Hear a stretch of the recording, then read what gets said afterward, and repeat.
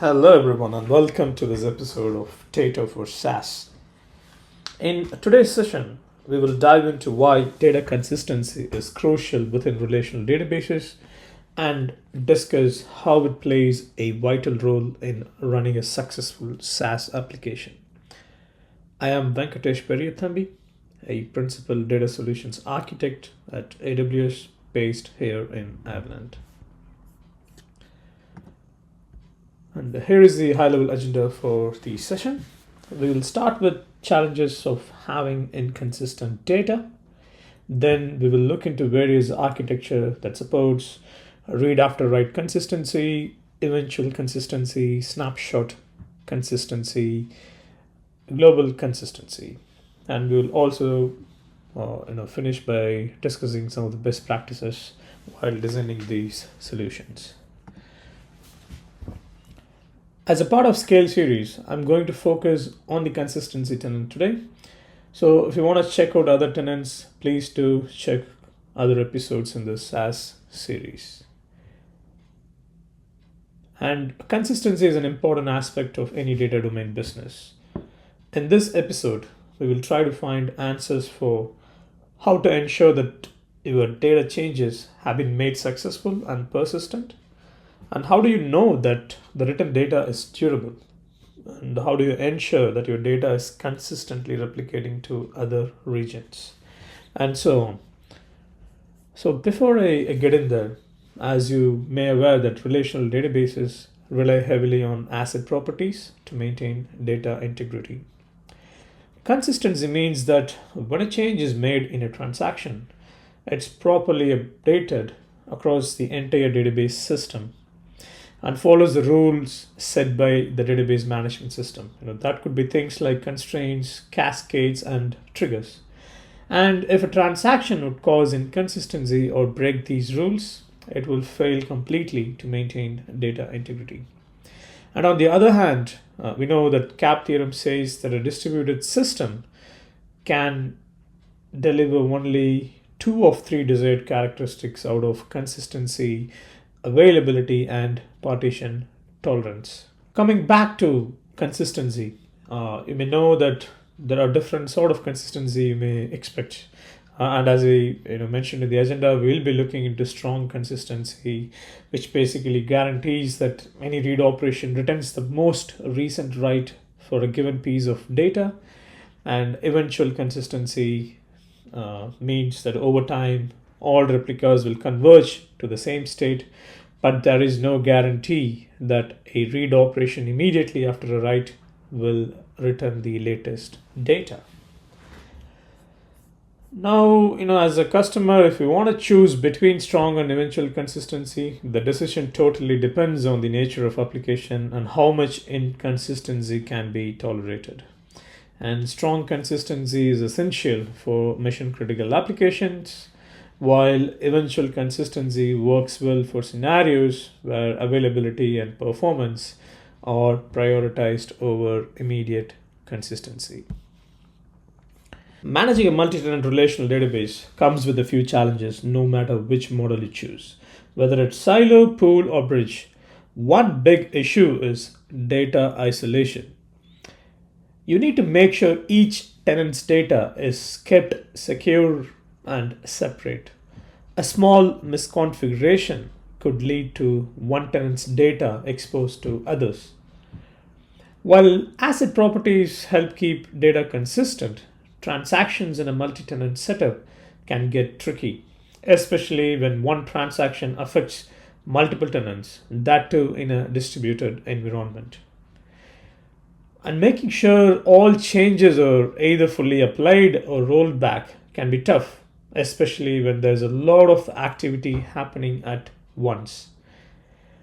And when it comes to schema migrations, making changes to the database without causing downtime or inconsistencies for tenants is a real challenge. And lastly, with backups, you need to take extra care. You need to make sure backups are consistent and that data can be restored properly for all tenants.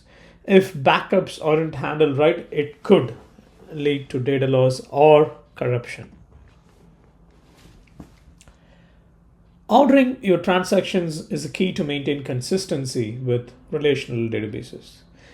Now let's take a look into this picture. On the left, database is being updated with new information, and this is followed by sequencing, which is a process of organizing the data changes in a specific order or a sequence.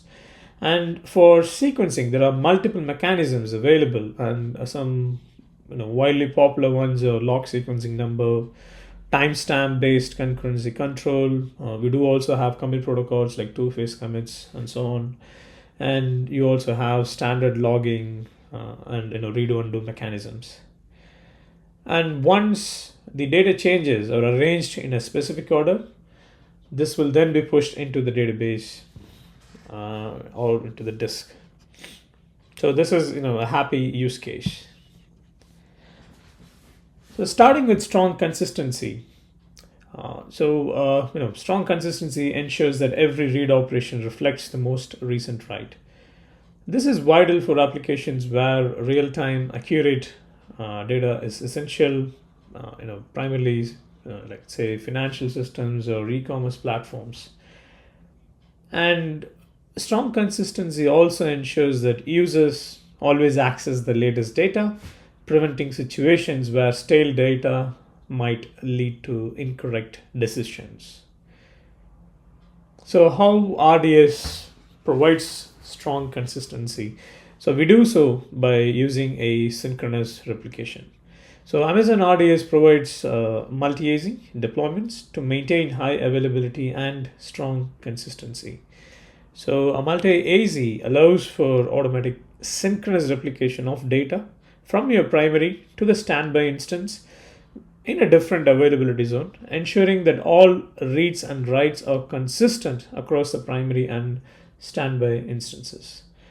Now, when a user sends data from the application, it will be passed on to the primary and the standby instance, and only when both acknowledges the writes, the write is considered durable.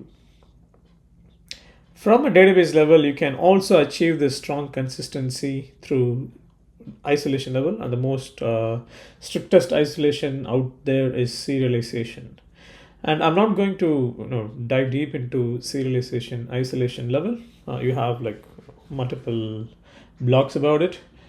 But what you have to keep in mind while designing strong consistency is that it often comes at the cost of performance, as the system must wait for all replicas to acknowledge a write before confirming the operation.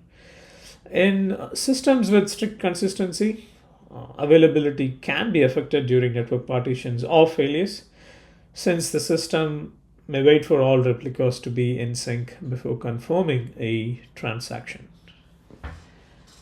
And another caveat is that while RDS multi-AZ supports synchronous replication, the standby instances are not accessible and can only be used for failover and HA purpose. Moving on with eventual consistency, it's a popular approach where over time data will propagate to all replicas, but there may be a delay in ensuring all copies are identical. And it is typically used in systems where it is acceptable for the data to be temporarily inconsistent, such as social media platforms or search engines. And this model is ideal for use cases where high availability and low latency reads are more important than immediate consistency. It also allows systems to remain operational and responsive even when some replicas are out of sync temporarily. So with Amazon RDS, to support this eventual consistency, we have read replicas. So these are used to offload read traffic from the primary instance. And normally with RDS, we follow native engine technologies for most of the engines to create these read replicas. So the data from the primary are asynchronously updated, and meaning there may be a delay between when the data is written to the primary database and when it appears in the read replicas. And eventual consistency is achieved because updates to the primary database are eventually propagated to all read replicas, but there is no guarantee that reads from replicas will reflect the most recent writes immediately. And while designing the solution, you have to keep in mind that eventual consistency is not for all. It can be useful in scenarios where reads are mostly distributed across multiple replicas and writes are less frequent.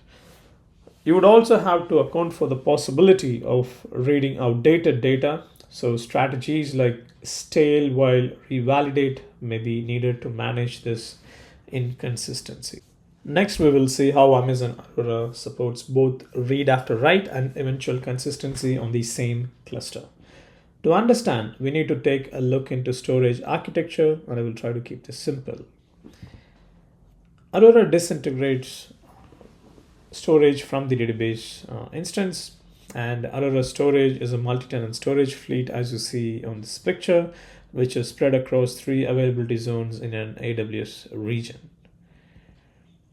And the storage is made up from a large number of special purpose storage nodes. These storage nodes are responsible for storing your data, ensuring it remains durable by carrying out repair operations, balancing performance hotspots, and also offloading many other operations from the database instance.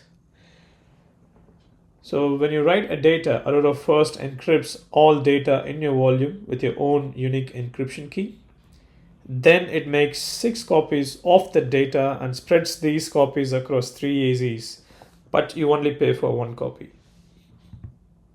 For any new writes, a quorum of 4 of those 6 copies must be written to durable storage before Aurora considers the write to be complete.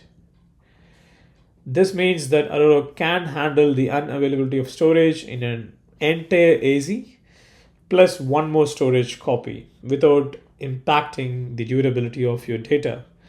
Aurora knows which 4 storage nodes acknowledged those writes, so it knows where to direct any future operations to read the data. It generally does not need to wait for quorum reads. Having said that, now we will see how Amazon Aurora provides read after write and eventual consistency. Aurora ensures strong consistency on the write node by applying this distributed consensus protocol to ensure that a write is immediately visible to any subsequent reads on the same node. And Aurora uses asynchronous replication from the writer node to the reader nodes. So when a write is made on the writer node, it is propagated to the reader nodes, but there may be a delay in the propagation depending on factors like network latency or load on the system. Because of the asynchronous nature of replication, data on the reader nodes may not reflect the most recent write immediately. However, eventual consistency guarantees that after some time, the data will be synchronized across all replicas. So, Aurora's combination of read after write consistency on the writer node and eventual consistency on the reader nodes provides the best of both worlds. So you can use strong consistency for critical write operations and high scalability and availability for read operations. Now, snapshot consistency ensures that backup or restore operations do not lead to inconsistent data states, as all data is captured as it was at a single point in time. So this is essential for creating accurate, reliable backups and also for performing disaster recovery. To support this, Amazon RDS provides automated backups, allowing you to take consistent snapshots of the database at a specific window. And this also guarantees that when a snapshot is taken, it represents the database as it existed at that moment, even if a transaction was in progress. So how do Amazon ensures data consistency with backups? So to ensure consistent backups, RDS generally utilizes database specific techniques to create snapshots that capture a consistent state. So let's say, for example, in MySQL, RDS may use flush tables with read lock to briefly lock tables before a snapshot to capture a coherent state of the database. And with multi-AZ configuration, RDS takes backups from the standby instance. This approach provides consistent backups without affecting the primary instance's performance, allowing applications to continue with minimal latency. And since RDS uses Elastic Block Store or EBS for underlying storage, it allows for quick and consistent snapshotting of database volumes. And keep in mind, EBS snapshots are atomic at the volume level, ensuring that the snapshot captures a consistent view of the data without partial updates. So this helps during point-in-time recovery. So when you do a PITR, RDS replays transaction logs from the time of the last snapshot to the specific recovery time requested. This ensures that the database can be restored to a consistent state as it existed at any given point within the retention window. Now, the same logic is applicable for manual snapshots too. So while designing this snapshot and retaining multiple snapshots for long periods can increase storage costs, so proper snapshot management is essential. We have already seen why snapshot consistency matters in the previous slide. Now we will see how Amazon Aurora does snapshotting. So Aurora provides continuous backups to Amazon S3 and also supports point-in-time recovery. And Aurora ensures that snapshots are consistent by using a distributed architecture where snapshots are atomic, ensuring data integrity across multiple storage nodes. Let's dive into this process real quick. So as you know, Aurora provides built-in continuous incremental backup. So assume that your business is growing and your developers are building a new update and they've shipped it with the proper testing that has broken the database. So each production group in Aurora Storage is continuously writing those log records and database pages to Amazon S3. And this is done by the storage and not the database instance. So there is no impact on performance. And like I said, it's always incremental. So the space consumed is proportional only to the amount of change and it is capped to the volume size. And usual window is between 1 to 35 days. And when you choose to restore at any time from the earliest restorable time from the retention period to the latest restore time, LRT, and this LRT is typically within 5 minutes of the current time for an active database. You can restore a test database volume at that time with the PITR, and this creates a new Aurora volume and therefore a new instance. So what you have to remember is that when you perform a point-in-time restore, this is not done within the instance, but rather this is going to give you a brand new cluster. And this is important, right? So you can use this new cluster to check the consistency of the data with that restored volume. And then you can deploy a fixed version of the app, which your developers have just shipped, pointing it at the restored database and by running application level consistency checks. And normally, you should do this regularly to test your backups too. And once you are satisfied that the correct restore point was chosen, you can switch the restored Aurora volume and test application stack to handle your production workload. So global consistency is nothing but eventual consistency at a global distributed scale. So global consistency ensures users from any region are accessing the most up-to-date data with minimal latency, even in a globally distributed system. And this model is critical for applications like global financial systems or e-commerce platforms. An Aurora Global Database has a primary Aurora database cluster in one AWS region where your data is written, and up to 5 secondary read-only database clusters in different regions. And replication from the primary database cluster to all secondaries is handled by Aurora storage layer rather than by the database engine. So this means the replica lag is going to be minimal.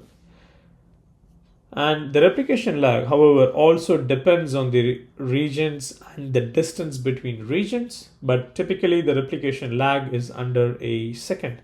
So now let's see how does the replication works. And if you look into this diagram, you can already see a typical Aurora architecture with your storage spread across 3 AZs, but then you would also notice 2 additional agents. So on the primary regions, you have a replication server, and then on the secondary region, the receiving end, you have a replication agent. So in first step, primary instance sends log records in parallel to storage nodes, to in-region replica instances, and also the outbound replication server. The outbound replication server streams log records to inbound replication agent in the secondary regions. And this doesn't wait for your writes to be acknowledged in the primary. This is done, simultaneously. On the secondary region, the inbound replication agent sends log records in parallel to the storage nodes and the replica instances. If the outbound replication server on the primary does not have log records, for example, there is an outage, then it uses the gossip protocol of Aurora for the storage node and pulls missing log records from the storage nodes to catch up. So this way, you have your data in your primary, and eventually the data gets replicated to the secondary region using this asynchronous replication method. And therefore, your applications in your secondary regions eventually read the data which is written in the primary. And this way you achieve global consistency in a multiple global distributed systems. You can also use this approach for cross-region backups too. So before we finish this session, let's try to look into some of the best practices for managing consistency. When designing for multi-tenant isolation, there are a few practices to keep in mind. So start with schema design and implement a row-level security so tenants can only access their own data. There are multiple design terminologies, and normally securing your tenants should be given priority. And from a transactional management perspective, use asset compliant transactions to maintain consistency and avoid locking entire tables. So you can, for example, opt for row level locking and optimistic concurrency control. Sharding based on tenant ID helps with performance and scalability, while partition tables keep tenant data logically separated. For data consistency, use synchronous replication for critical data and avoid cross-tenant queries. And ensure automated backups and point-in-time recovery to handle tenant-specific issues, and implement caching policies to maintain a consistency between the cache and the database. You don't want to have an outdated cache with the database to give inconsistent results.